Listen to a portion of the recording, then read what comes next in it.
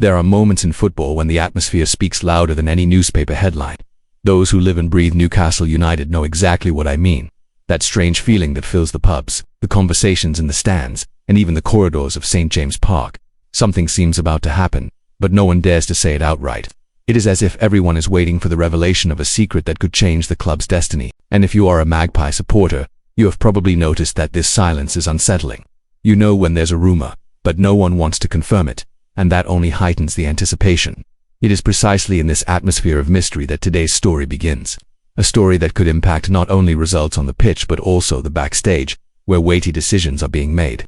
Before we dive fully into the matter, I want to ask you for something quickly. Subscribe to the channel. This is essential for us to continue bringing exclusive and detailed news about Newcastle, always with clear and concise storytelling.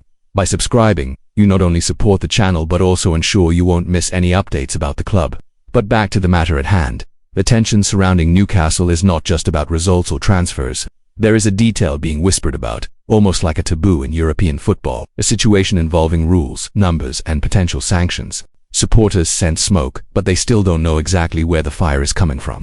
According to information from Football Insider, Newcastle United may have exceeded the limits set by UEFA's financial rules. This possible breach could lead to serious sanctions against the club, a concern that is already troubling both the board and the more attentive supporters. Finance expert Dan Plumley spoke about this on the 18th of September, noting that the Manchester City case should not serve as a shield for the Magpies. This detail is important. Even with other clubs already facing investigations or sanctions, each case is treated independently. Plumley emphasized that Newcastle's return to the Champions League, while a sporting milestone, also brought enormous financial pressure. Recent accounts suggest the club may have exceeded UEFA's €52 million loss limit, and here lies the risk. Anyone who follows Football Daily knows that UEFA rarely hesitates to impose fines or even harsher restrictions when financial irregularities are detected. Aston Villa and Chelsea have already felt this weight recently, and according to expert Stefan Borschen, the prediction that the Magpies could fall into the same trap is very close to being confirmed. This situation naturally raises a question. How could this impact Eddie Howe's and the board's plans to strengthen the squad? It is no secret that Newcastle pursued players like João Pedro and Brian Mumo but ended up signing only Yoan Wissa from Brentford on the last day of the transfer window, following Alexander Isak's departure. Financial restrictions were already a sensitive issue, and now they could become even more limiting. In fact, if you've made it this far, it shows that you are genuinely interested in everything happening with Newcastle. So make sure to subscribe to the channel, because here you will follow every step of this case closely, with updates, analysis, and information that doesn't reach other sources as clearly. Your subscription helps keep this coverage alive and detailed.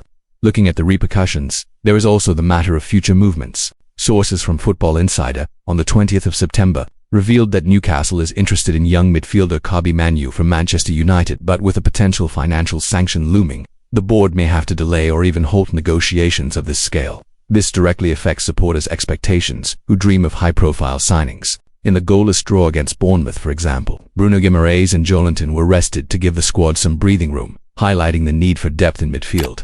But how can the team be strengthened if financial rules limit investment capacity?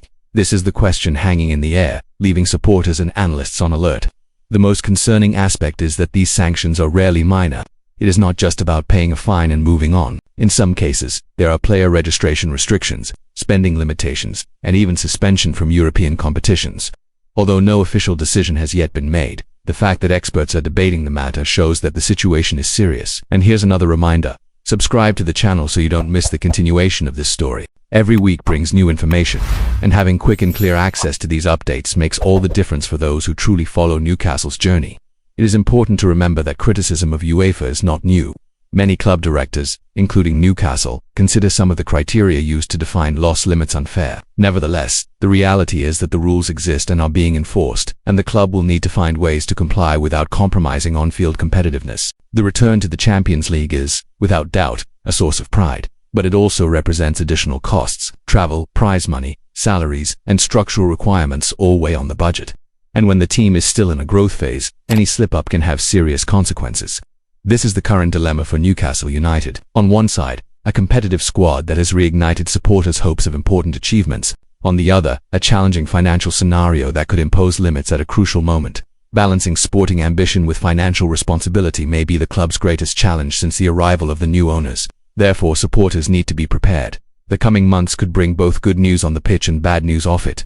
The hope is that the board can negotiate with UEFA and avoid harsher sanctions, but until an official decision is made, the shadow of punishment will continue to loom over St. James Park. If you want to continue following all this in real time, subscribe to the channel. Here you will get the most complete analyses, the hottest behind-the-scenes news, and the updates that truly matter to Newcastle supporters. In summary, the case is serious. Don Plumley's comments to Football Insider on the 18th of September and Stefan Borschen's predictions in July raised the red alert. Newcastle is not alone in this situation, but that does not diminish the weight of the problem. Fines, restrictions, and even transfer blocks are on the radar. Now it is a matter of waiting for the official developments, but supporters can already brace themselves for turbulent times. And you, Magpies supporter, what do you make of this situation? Leave your comment and don't forget, subscribe to the channel to stay on top of every detail, because when it comes to Newcastle United, no news can go unnoticed.